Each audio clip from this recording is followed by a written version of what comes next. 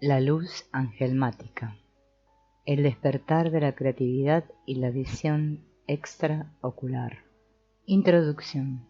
Safed, la legendaria aldea cabalística, vio llegar al rabino Isaac Luria, un descendiente de una familia alemana, y por ello bautizado con el apellido Ashkenazi, para convertirse en el líder indiscutible de su comunidad de místicos. Nacido en Jerusalén en el año 1534, Luria se estableció en Safed en 1570 y en 6 años se convirtió en el maestro de los cabalistas de la aldea. Conocido como Ari, el león de Safed, Luria conquistó a Moisés Cordovero y a sus discípulos, creando la escuela cabalística más renombrada de todos los tiempos, la Cábala Luriana. Yashim Vital, un rabino residente en Damasco, fue súbitamente invadido de visiones anunciándole la llegada de un gran maestro a Safed. Vital viajó a la aldea descubriendo que su intuición había sido correcta. El maestro era Isaac Ashkenazi. Desde que lo vio, Yashim se convirtió en su discípulo más fiel, su biógrafo y escribano.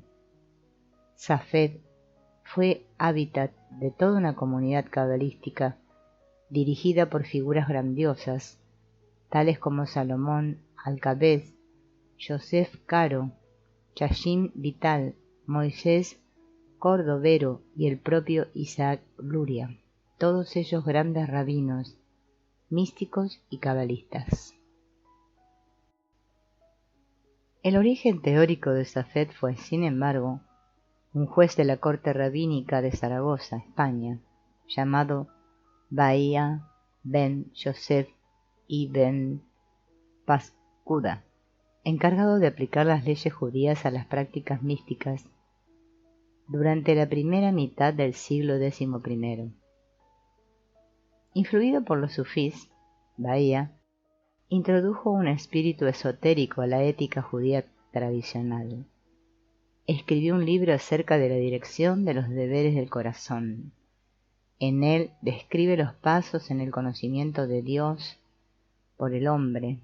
La mente, de acuerdo con Bahía, debe funcionar como un mecanismo de comprobación discriminada y directa de la experiencia religiosa y no como un ciego repetidor intelectual de la tradición. Pearl Epstein, en su recopilación erudita acerca del sistema de Bahía, explica que este cabalista dividía en 10 los niveles o compuertas del desarrollo espiritual del hombre. La primera compuerta o nivel involucra el reconocimiento de la unidad de Dios en la pluralidad de la creación. Para lograrlo, Bahía recomendaba el estudio científico de la obra de Dios en la naturaleza, desde los compuestos más elementales, sus combinaciones y dinámicas, hasta el organismo humano y sus sinergias. El estudio intenso del mundo orgánico llevaría al hombre, de acuerdo con Bahía, a un conocimiento y entendimiento completo de los sistemas metafísicos, filosóficos, sociales, artísticos y morales que prevalecen en la Tierra. La comprensión real de su maravilloso cuerpo orgánico y de sus funciones, tales como la transformación del alimento en energía y vida, y de la respiración, ayudará al estudiante a entender el cuerpo etéreo con el cual está ligado a su cuerpo orgánico, a través de los nervios, la sangre y el aire. Bahía recomendaba extender este estudio a cualquier manifestación de la naturaleza, el crecimiento vegetal a partir de semillas, los colores cambiantes del día, las estaciones, las estrellas, el movimiento de los insectos. Todo puede conducir a un estado de asombro por la creación.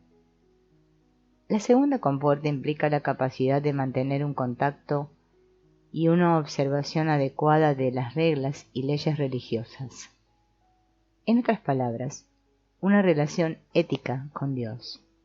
Toda la creación vibra con la energía divina y el discípulo, que ha penetrado la segunda morada, para recordar aquí a Teresa de Jesús, no se abandona a sí mismo, sino más bien evade tanto el ascetismo como la sensualidad y vive los preceptos religiosos y morales con entendimiento y comprensión. Esto último, de acuerdo con Joseph Ibn Pacuda, permite que el discípulo pueda penetrar a través de la tercera compuerta al nivel siguiente o tercero de su desarrollo espiritual, la morada de la fe. Aquí aprende a confiar únicamente en Dios y a confiar tan profundamente en el orden divino y universal que siente que nada le hace falta. La grandeza y el asombro del universo le han probado la sabiduría divina. Ahora puede aceptar esa sabiduría reflejada en su propia vida. Atravesando la siguiente compuerta llega al nivel de aceptación. Aquí se satisface con lo que posee. Aún las dificultades y los sufrimientos le ayudan expandiendo su corazón para permitir la entrada de Dios en él. Sin embargo, no se vuelve fatalista en la vida. Dios provee, pero el discípulo debe trabajar, ganarse su pan y evitar violar su cuerpo y sus necesidades. La quinta compuerta, hipocresía, le ofrece una oportunidad para probar su sinceridad.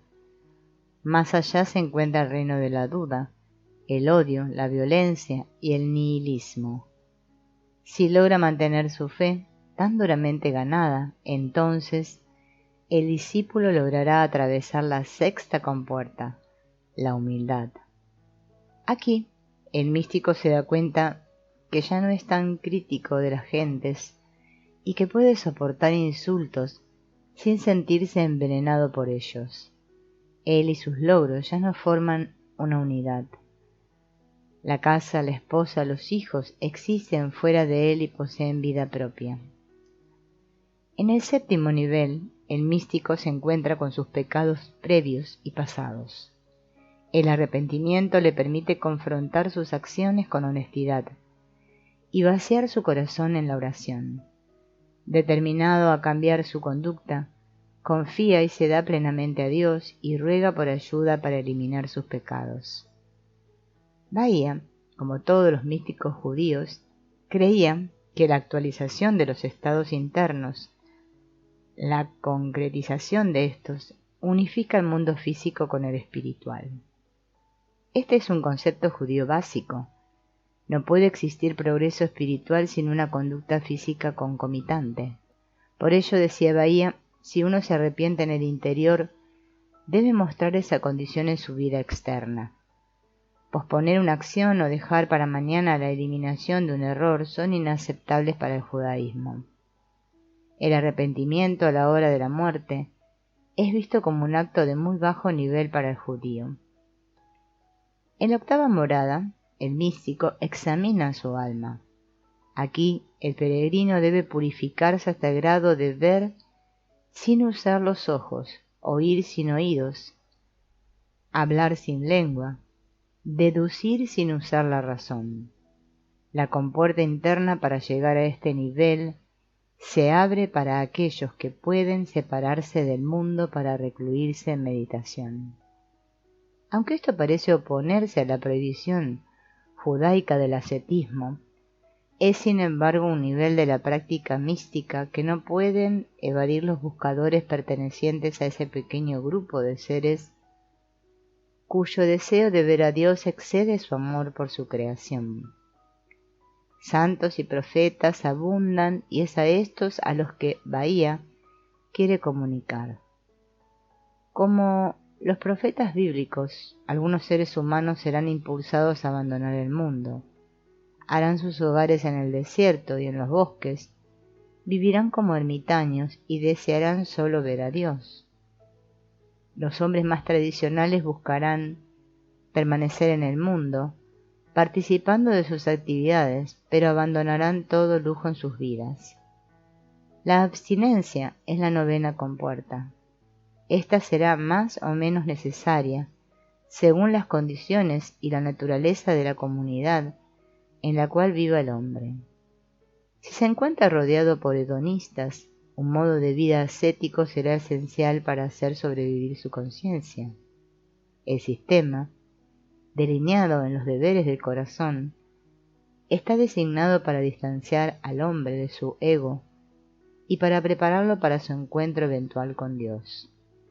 El éxito en el logro de la desaparición del ego depende del grado de autodisciplina del místico. Si el mundo a su alrededor es corrupto, quizás sea mejor para él establecerse en una comunidad en la que viva con gente afín. Sin embargo, si ha logrado penetrar al 10º nivel, santidad, puede permanecer a mitad del mundo corrupto y ser un faro de luz para otros buscadores. Si el místico se adhiere a las lecciones de todos los niveles y las hace parte de sí mismo, abandona el mundo de la sombra y comienza a vivir en el reino más profundo y personal del amor.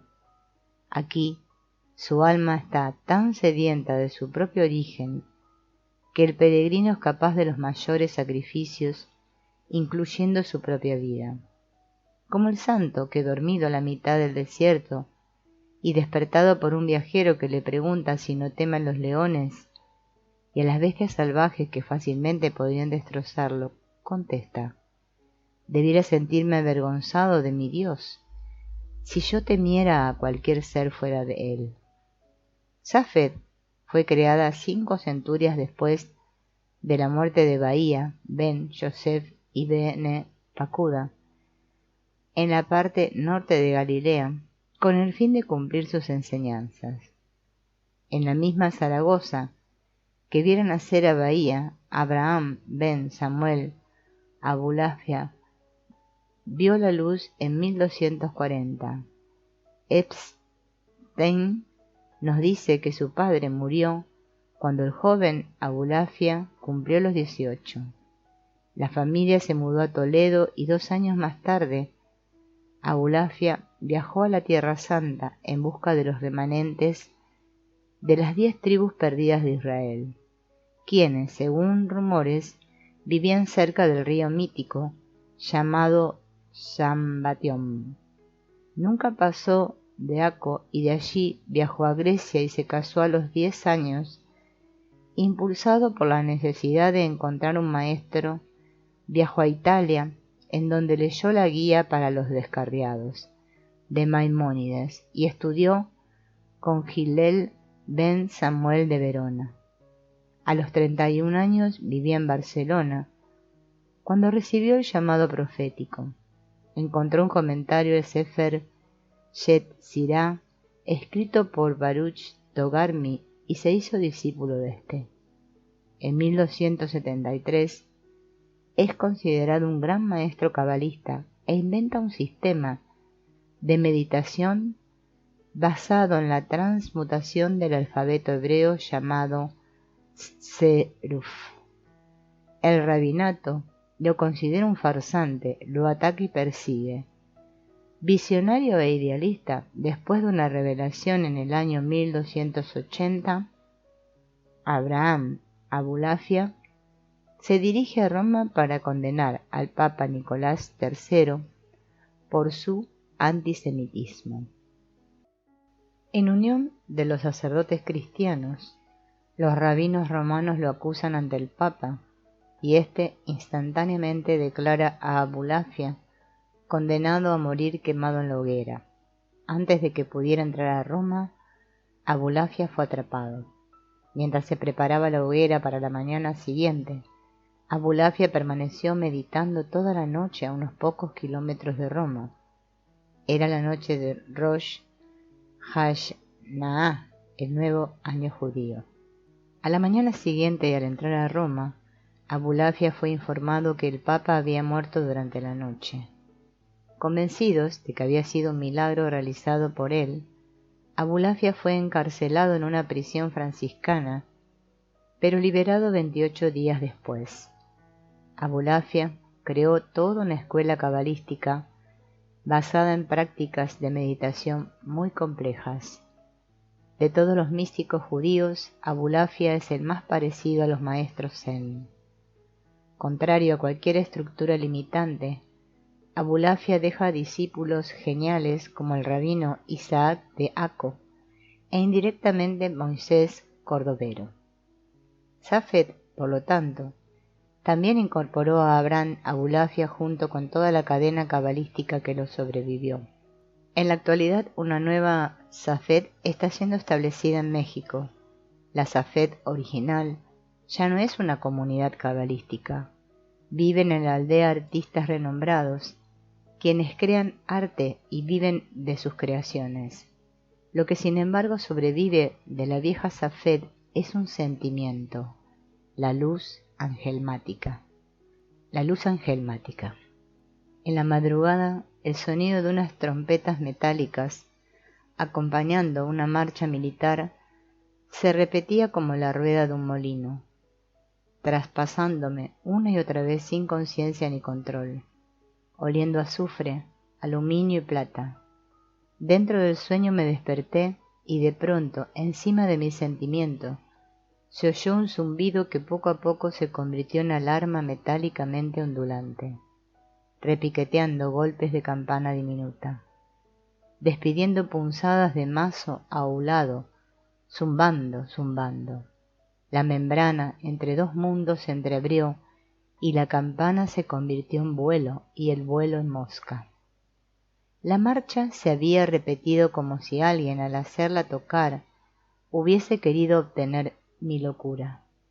La mosca me había salvado y sin embargo la maldije. Ya sabía que me querían ocupar, pero todavía amaba la casa y la tierra del bosque y por ello no había huido de allí. Oí un pájaro y luego unas voces. Una luz límpida bañaba la habitación reflejándose en las paredes encaladas y en la colcha india que cubría la cama. Alguien o algo no me había dejado dormir y cuando por fin lo había logrado, una mosca me había interrumpido. El procedimiento era claro, consistía en fatigarme de día, asustarme de noche, provocarme insomnio, perseguirme en la meditación, matarme de cansancio y entonces ocuparme, cuando ya no tuviera ni fuerzas ni coraje ni esperanza. Esta última la había mantenido recordando tiempos mejores. No sabía que habían sido mejores, sino hasta cuando aquello empezó a funcionar. Súbitamente, a la mitad de cualquier cosa sin aviso, me perdía a mí mismo, dejaba de ser y solamente una diminuta lucecita permanecía. Yo sabía que en el instante en el que esa luz dejara de existir, aquello acabaría ocupándome. En realidad no lo sabía, lo sentía. Había decidido cambiar la atmósfera del lugar. Inclusive había comenzado a escribir un libro titulado Las esferas del Safed, para llevar a las alturas mi alianza con la tierra, pero últimamente lo había abandonado por la lucha. Aquello me perseguía, y no era posible mistificar un terror en un libro. Aquí reproduzco el escrito. Las esferas de Safed. La esfera de los cuerpos. Entre la vegetación húmeda del bosque, al lado de gigantescos encinos, majestuosos robles y un único pino cerca de un puente de madera que divide Safed de un río que repta en una barranca, se dijo que el cuerpo es una interfase. El cuerpo permite visualizar efectos. El cuerpo es el último eslabón en una cadena que comienza en lo invisible y termina en el universo de la masa y la inercia. El cuerpo es un modelo y una señal. Avisa a su portador acerca de eventos en lo invisible a través de alteraciones en su estructura y funciones. El cuerpo no es ilusión, más bien es parte del único Dios. Su conexión con el resto de las esferas es la mente. Esta última es una interacción de campos. El cuerpo sirve para aprender las leyes de todos los niveles y esferas, porque en él estas leyes son aparentes y visibles e incluso manipulables. El cuerpo es un modelo de la totalidad. Sin embargo, el cuerpo debe ser trascendido. Saber que detrás de cualquier manifestación en la esfera de los cuerpos está la acción y el efecto del resto de las esferas es el primer paso en el camino de la sabiduría. Trascender el cuerpo es acceder a la sabiduría de las leyes de correlación entre esferas. Nada es aislado y separado. En todo se transpira lo esencial, las reglas de todos los mundos, las funciones de las esferas, las lecciones de los antecedentes. Ver no el dato, sino lo que significa en términos de su conexión con la sabiduría, de las interrelaciones entre esferas. He allí el paso para comprenderla únicamente. En las noches de verano, el bosque de Safed se llena de minúsculas estrellas voladoras, luciérnagas luminosas que se mezclan con el olor primigenio de las nueces que el viento desprende de los árboles. Las ardillas observan fascinadas el espectáculo y de vez en vez un vientecillo fresco atraviesa el bosque. Árboles frutales en crecimiento prometen darse en duraznos, cerezas y aguacates, contenedores del clima y la historia de la región. Safed también es cuerpo. Algunas tardes los músicos se reúnen junto al bosque de Safed y tocan sus instrumentos. La cítara refleja los movimientos de las hojas de los árboles y estos parecen mecerse siguiendo el desarrollo de una raga. El tambor manifiesta el pulso de la tierra y la flauta los saltos de las ardillas y su creación de caminos entre ramas y troncos. En las mañanas el violín despierta viejas emociones, acompañando al sol en su viaje diario. La boca de una chimenea deja entrever las explosiones infinitas de un fuego ancestral y un calorcillo perfumado se esparce en las casas de Safed. Puesto que en la meditación vespertina se llegó al silencio, desde el cual toda manifestación asombra, el fuego sume a los habitantes de Safed en un mar de imágenes fantásticas que recuerdan la poca utilidad de los juicios y sus múltiples peligros. Desde aquí se comprende al hombre como con una capacidad infinita y se desea que la metrópoli cercana no termine con el encanto y la posibilidad de una vida tranquila. Una casa pintada de blanco reposa en la montaña en la que Safed se encuentra. Un valle florece en los Cecilias que en el frío nocturno se mezclan con las estrellas, recordando a los habitantes de Safed la esencial unidad de Dios con sus creaciones. Safed respira. En la tarde incorpora el viento que le llega de un valle lejano a sus pies, caldeado por un sol tropical, y en la noche devuelve ese mismo viento, cargado con olor a bosque, refrescado por la alta montaña. Las noches de luna llena asombran por su frialdad seca. Se esperaría que tanta luz calentara y sin embargo solo ilumina. Recuerda la irrealidad a medias de los reflejos. A veces, los habitantes del bosque se sienten viajeros en el interior de una gran mente. Se asombran de pertenecer a ella y al mismo tiempo ser sus dueños. Somos uno, dicen a media voz, esperando que el bosque no se ofenda. El bosque de Safed se enfurece cuando lo violan, cuando no respetan su sabiduría inmóvil. En una ocasión se lo oyó vociferar en contra de un compañero, quien en un descuido cerró los ojos durante la meditación vespertina.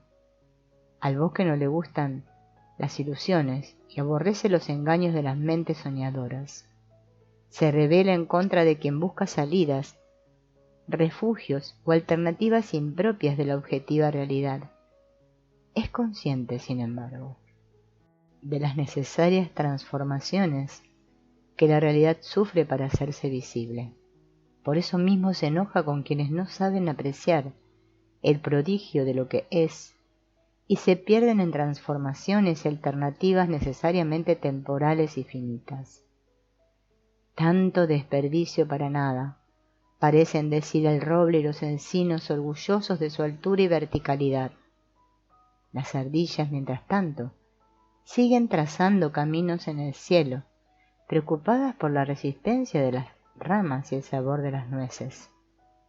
En el invierno la tierra decide retornar a su nivel primigenio de virginal blancura, aun cuando lo tenga que pagar con un dejo de frialdad penetrante. Es frialdad de purificación, anuncian los álamos, mientras el único pino de Safed se regocija al reconocer distinto a cada copo de nieve y, sin embargo, unido en su idéntica sustancia con todo lo demás. Ese único pino es un ermitaño que se pasa la vida en contemplación permanente, observando el camino del tiempo y la recurrencia de los ciclos. A veces, algún habitante de Safed se acerca a ese pino y abraza su tronco masculinamente erecto. En esos abrazos desciende una luz que parece hablar, abriendo territorios para la conciencia humana.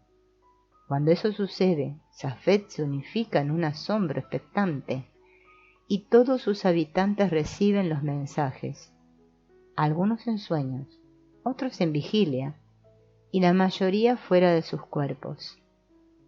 Existe un sentido que se vive cuando se adquieren organización y energía. Desde allí se percibe que todo cumple la ley de incrementar su capacidad de ver. Todo aumento de organización y orden requiere de alimento e impecabilidad. En las tardes, a la hora de la puesta del sol, las nubes de Safed se tiñen de tonos violetas, rosas, rojos y anaranjados. Esas nubes parecen recordar sus orígenes en el mar lejano, superficie homogéneamente repleta de reflejos, ser majestuosamente líquido que representa en su inmovilidad la sabiduría profunda del encuentro con el uno mismo, esencia que no se pierde ni aun cuando se evapora en blancas y esponjosas viajeras.